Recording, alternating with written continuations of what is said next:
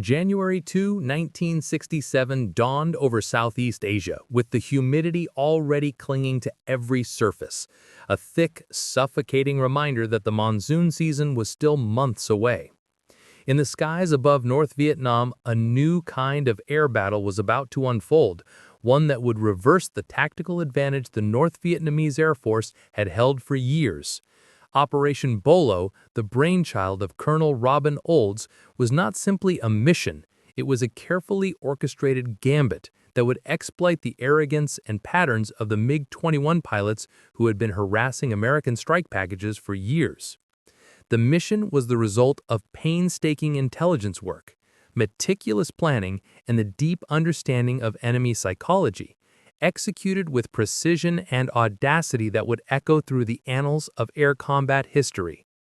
For months, the North Vietnamese had been executing hit-and-run tactics against U.S. bombing runs, using their agile MiG-21 fishbeds to strike at vulnerable F-105 Thunder Chiefs before vanishing into the protective folds of the country's dense terrain and radar coverage. U.S. pilots had suffered losses in a war that was increasingly defined by technology and the unforgiving calculus of aerial engagement. The MiGs, though fewer in number, had the advantage of intimate knowledge of the terrain, home-ground radar networks, and the ability to choose the moment of engagement. Their speed and climb rate made them deadly in short bursts, but they lacked the endurance and heavy armament of the American Phantoms. Olds recognized that the imbalance was not absolute, it was situational, and situations could be manipulated. The first step in Operation Bolo was an exhaustive analysis of VPAF flight patterns. Intercept reports, radar tracks, and pilot debriefs revealed a predictable rhythm. The MiG-21s reacted aggressively whenever a strike package of F-105s approached certain high-value targets in North Vietnam, particularly near the steel mills and logistical hubs along the Red River Delta. North Vietnamese doctrine, honed by years of air defense against U.S. strikes, dictated that MiGs should engage the Thunder Chiefs immediately, exploiting their relative lack of maneuverability compared to smaller aircraft. This confidence, bordering on arrogance, was the weakness Olds intended to exploit. Robin Olds, a graduate of West Point and a fighter pilot whose combat experience spanned World War II and Vietnam, conceived a plan that relied not on raw firepower, but on deception. The U.S. Air Force had long operated F-14 Phantoms alongside the Thunder Chiefs, but the MiG pilots were unfamiliar with the Phantom's full capabilities and often ignored them in favor of attacking the seemingly more vulnerable F-105 formations. Olds realized that if a group of F-4s could imitate the exact flight profiles, radio calls, and radar signatures of an F-105 strike package, the MiGs would take the bait. Once in range, the Phantom's superior armament, including radar-guided missiles and cannon, could be brought to bear. The preparation for this deception required months of rehearsal. Every nuance of the F-105 approach had to be mimicked: throttle settings, altitude, formation spacing, and even the timing of ECM, electronic countermeasures jamming routines. Pilots flew repeated training sorties, simulating Thunder Chief attacks, coordinating with ground radar operators, and practicing tight formation flying that would pass casual observation as the expected F-105s. Communication discipline was critical. Any deviation from expected radio chatter could betray the ruse, alerting the MiGs to the trap. Olds insisted on absolute precision. Improvisation was dangerous when the objective relied on psychological manipulation as much as tactical execution. On the morning of January 2, 1967, the mission launched from Udorn Royal Thai Air Force Base.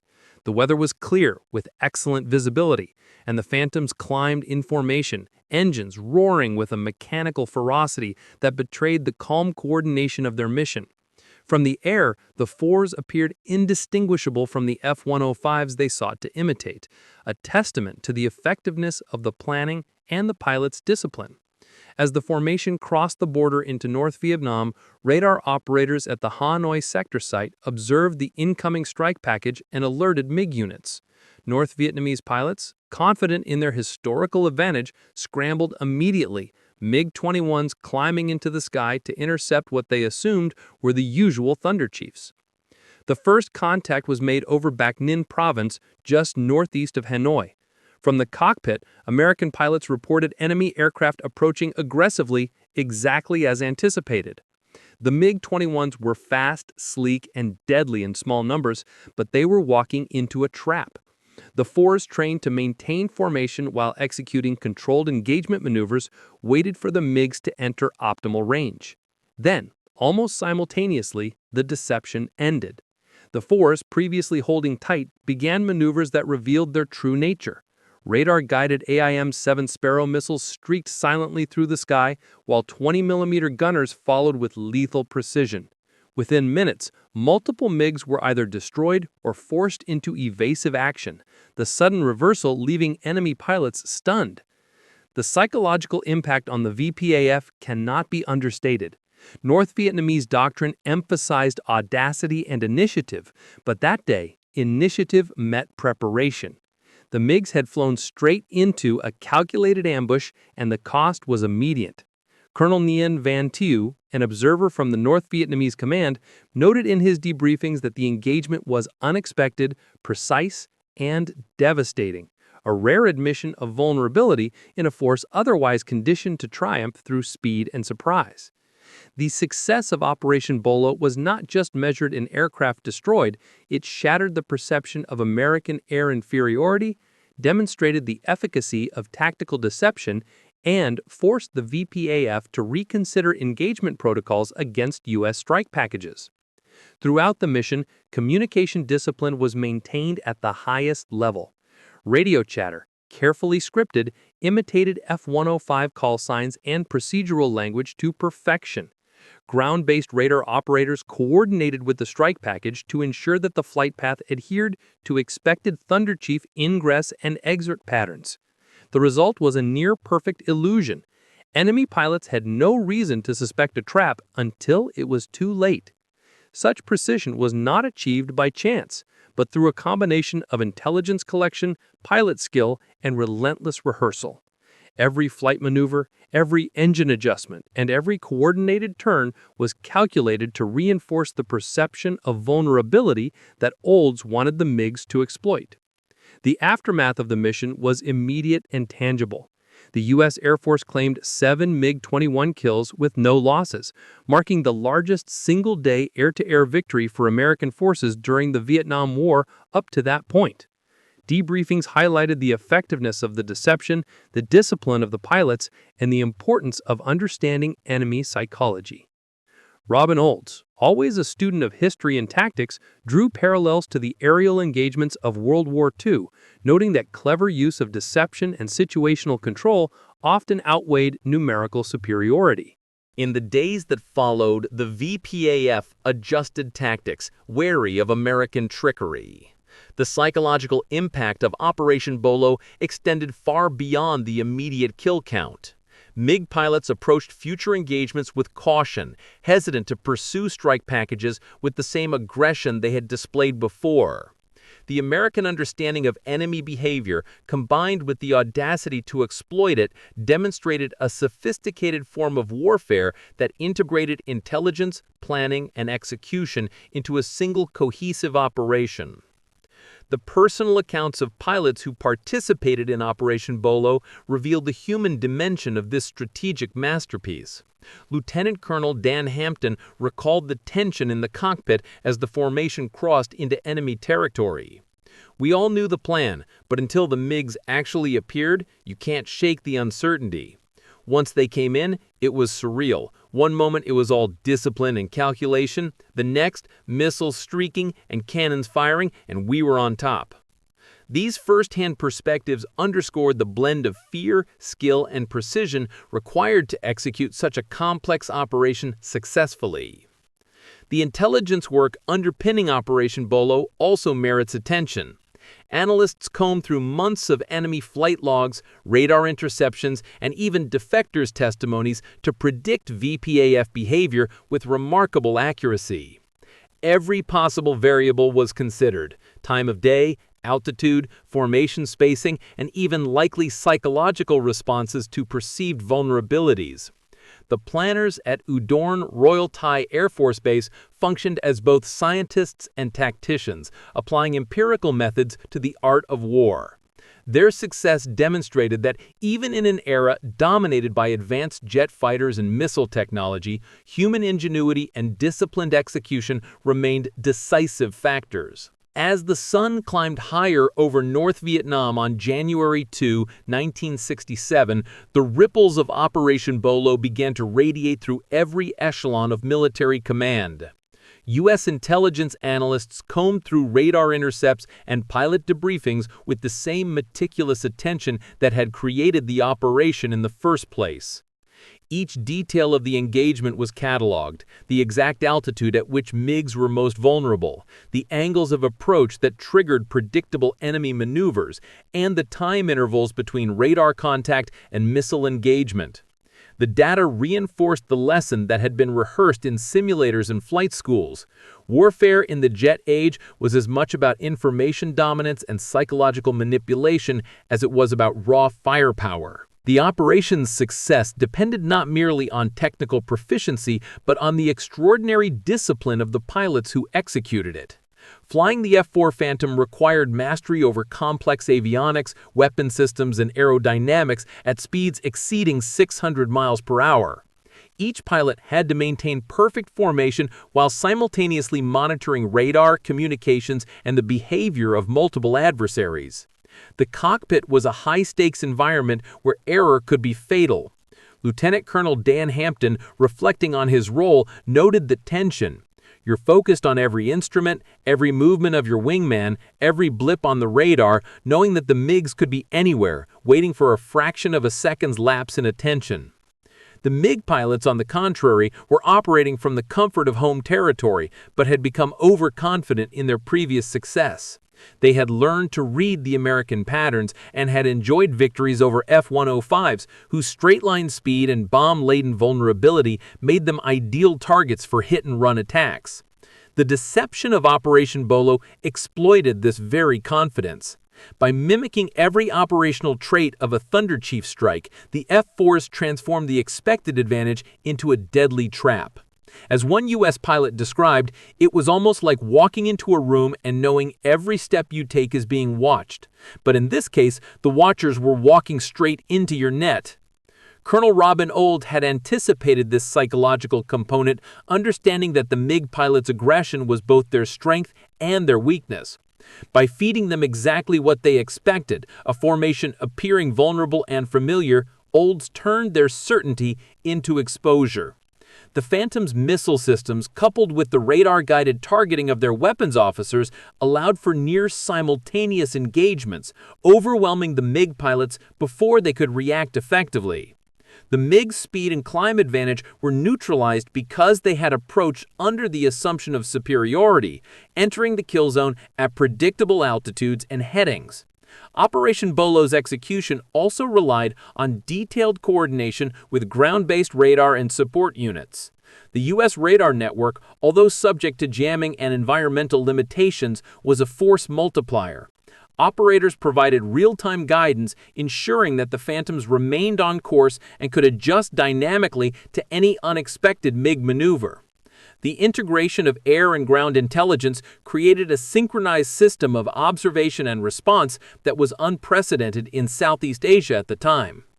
Each element, pilot, radar operator, weapons system, was a node in a network designed to maximize lethality while minimizing risk. The engagement over Bac Ninh and the surrounding provinces unfolded with the precision of a military ballet. Within minutes, multiple MiG-21s were destroyed, their pilots forced into evasive maneuvers or plummeting to the ground in flames. The Phantoms, trained in simultaneous missile engagement protocols, executed coordinated attacks that minimized crossfire and maximized impact. Debriefings after the mission highlighted the skill required to maintain situational awareness while managing the mechanical and mental workload of high-speed jet combat. Pilots noted the tension between following the plan and responding to the unpredictability of enemy action. a tension that Operation Bolo had been designed to exploit without overreaching. The psychological ramifications on the VPAF were immediate and profound. Colonel Nguyen Van Thu's post-mission analysis described a palpable sense of shock among North Vietnamese pilots. They had believed themselves untouchable when striking the Americans. The sudden reversal left them unsure of how to engage, hesitant to act, and in some cases hesitant to fly at all for the following missions. This hesitation translated directly into reduced aggression during subsequent operations, demonstrating that the effects of a successful ambush extended beyond immediate attrition. By altering enemy perception, Operation Bolo had achieved strategic depth. Victory in the air was compounded by the erosion of confidence on the ground. The tactical lessons of Operation Bolo were studied extensively in the months following the mission. Military academies analyzed the operation as a textbook example of deception, planning, and execution. Analysts highlighted three core principles. First, a thorough understanding of enemy behavior can transform predictability into opportunity. Second, meticulous preparation, including rehearsal of every conceivable scenario, is essential for high-risk operations. And third, effective integration of human and technological elements multiplies the combat power of any single unit. The operation became a benchmark for modern air warfare, demonstrating that victory often lies as much in anticipation and psychology as in firepower. One particularly notable aspect of Operation Bolo was the integration of technology and human skill. The F-4 Phantom, with its radar and missile systems, was a technological marvel of its time. Yet its effectiveness depended entirely on the pilot's ability to interpret data and execute maneuvers flawlessly. The mission demonstrated that even the most advanced aircraft could not substitute for disciplined, trained operators capable of rapid decision-making under extreme stress. The successful engagement of multiple MiGs with no American losses underscored this principle. Technology amplifies human skill, but cannot replace it. For the American pilots, the experience left an indelible mark. Many reflected on the rare alignment of preparation, intelligence, and execution that Operation Bolo represented. Lieutenant Robert Bob Johnson, who had flown numerous missions prior to the ambush, recalled, "I had been in tense dogfights before, but nothing compared to the calm calculation that had to be maintained that day. Every action was planned, but you had to be ready for the unpredictable. That's where training and trust in your wingmen made all the difference." These accounts emphasize that the mission's success was not accidental, but the product of rigorous planning, disciplined execution, and mutual confidence among pilots. The North Vietnamese response in the aftermath of Operation Bolo was both tactical and organizational. MiG units were instructed to exercise greater caution and to verify targets more thoroughly before committing to engagement. Radar operators and ground command emphasized contingency planning, while pilot training incorporated lessons from the ambush. The mission forced a reassessment of the balance between aggression and caution, demonstrating that even forces accustomed to tactical success could be manipulated by carefully orchestrated operations. The broader strategic significance of Operation Bolo extended beyond immediate combat outcomes. By demonstrating the ability to dictate the terms of engagement, U.S. forces gained a psychological edge that influenced subsequent air operations.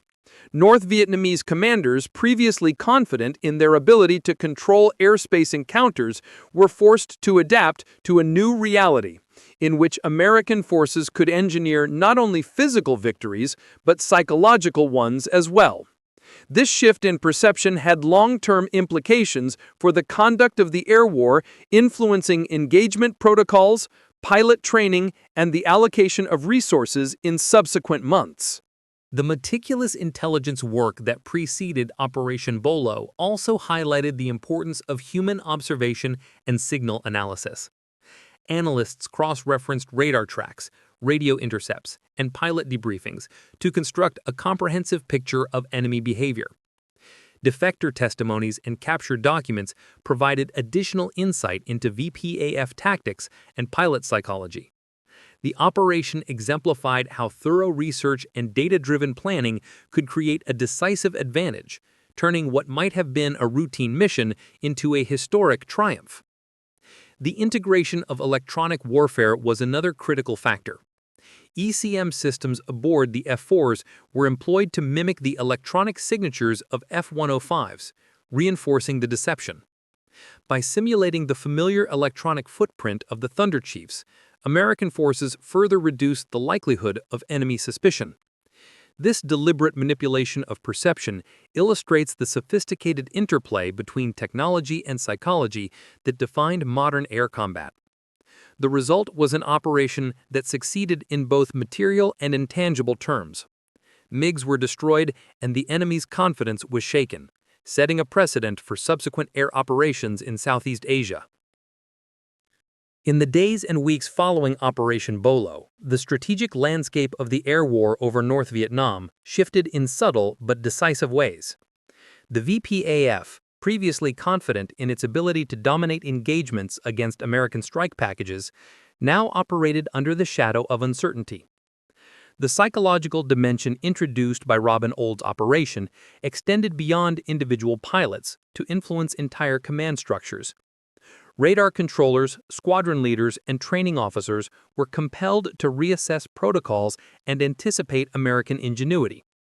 The lesson was stark. Predictability, once a tactical advantage, could be weaponized against its possessor.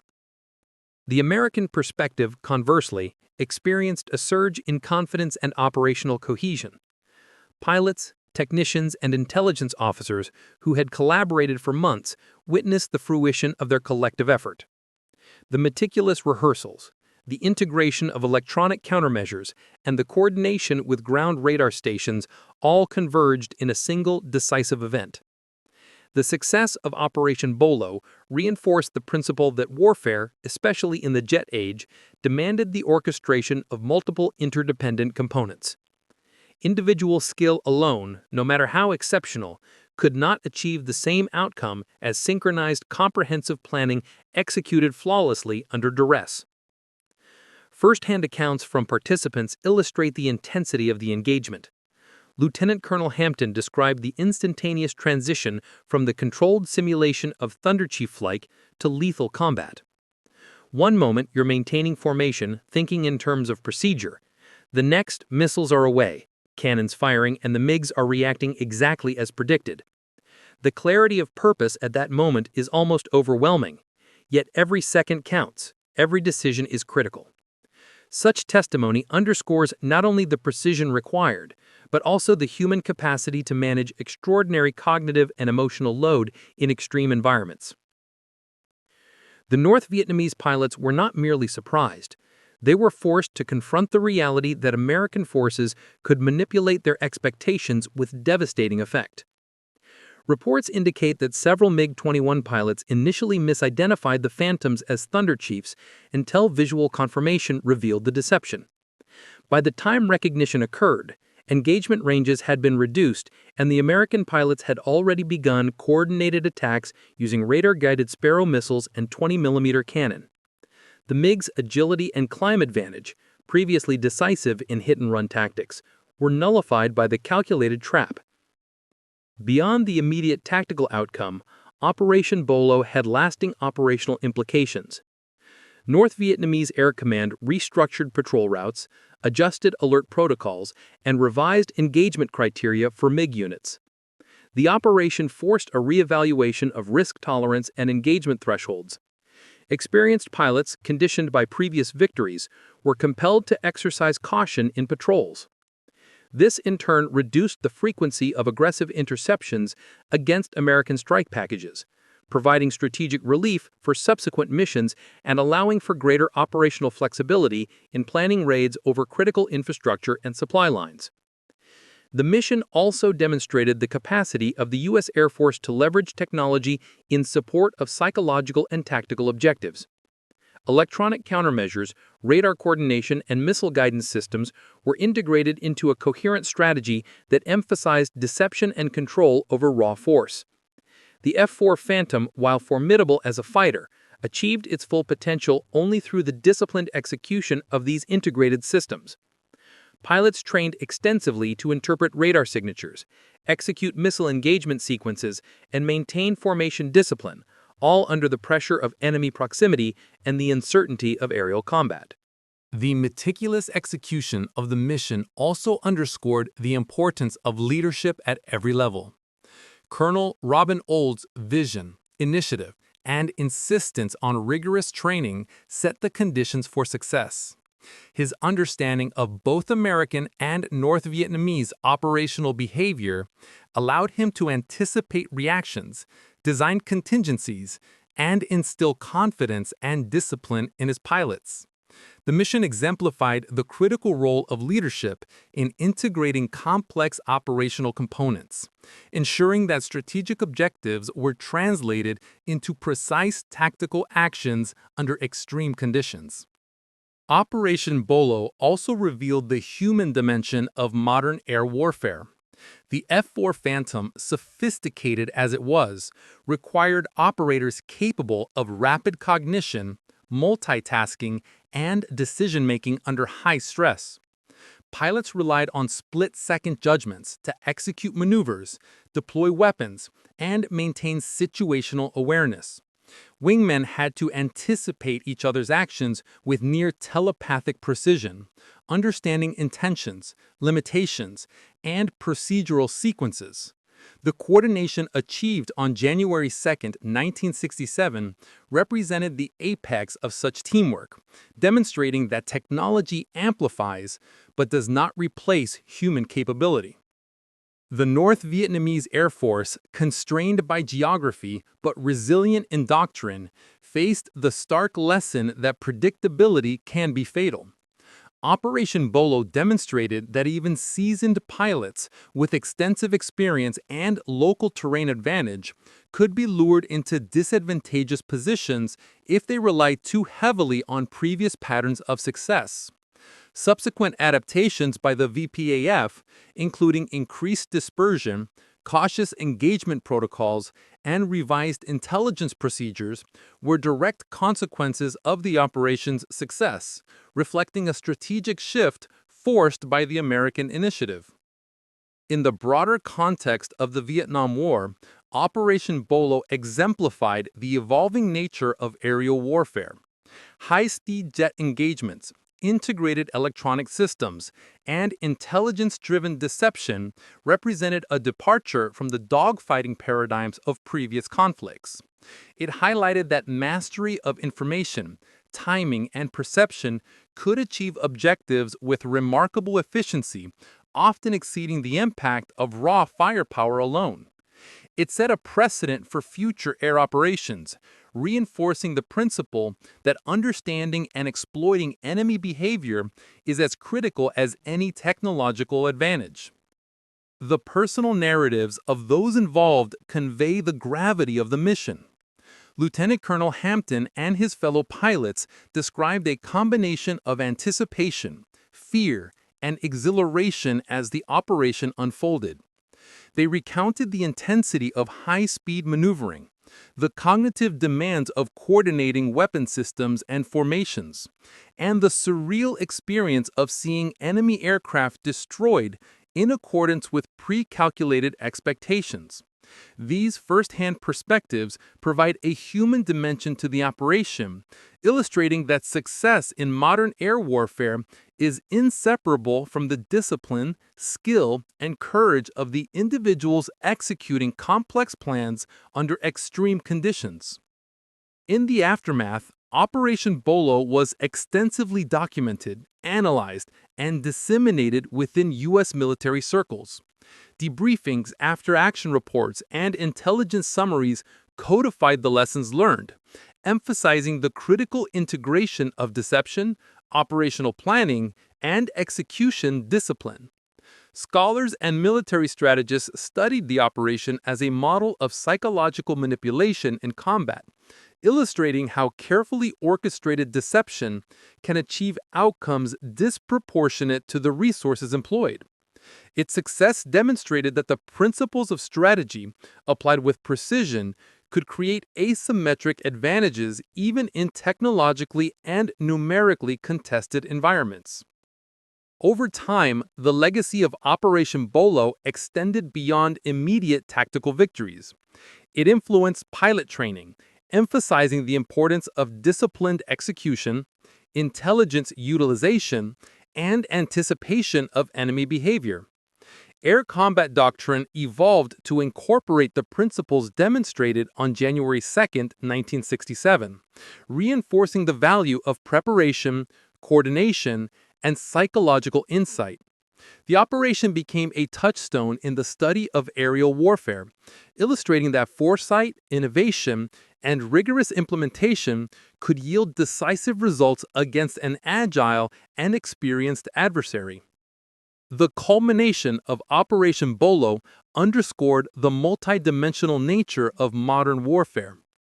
Tactical brilliance, technological capability, psychological insight, and disciplined execution converged in a single operation to achieve outcomes far exceeding what raw combat power alone might have accomplished. The operation reshaped the dynamics of air combat in Vietnam, demonstrated the decisive value of intelligence-driven planning, and cemented the reputations of those who conceived, trained for, and executed the mission.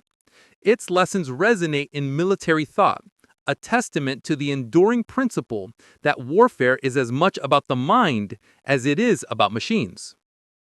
Operation Bolo's influence persisted in both American and North Vietnamese strategic planning. The VPAF was compelled to innovate, reconsider engagement protocols, and develop new tactics to mitigate vulnerability. Meanwhile, U.S. forces gained confidence in their ability to dictate the terms of aerial encounters, integrating the lessons of Bolo into broader operational planning across Southeast Asia. The operation exemplified how a single, meticulously executed mission can produce cascading effects, influencing doctrine, training, morale, and strategic calculus for both sides in a conflict. By exploiting predictability, leveraging technology, and executing with disciplined precision, Operation Bolo achieved not only tactical superiority, but strategic insight. The engagement demonstrated that warfare, especially in the jet age, rewards those who understand both the machinery of combat and the psychology of the adversary.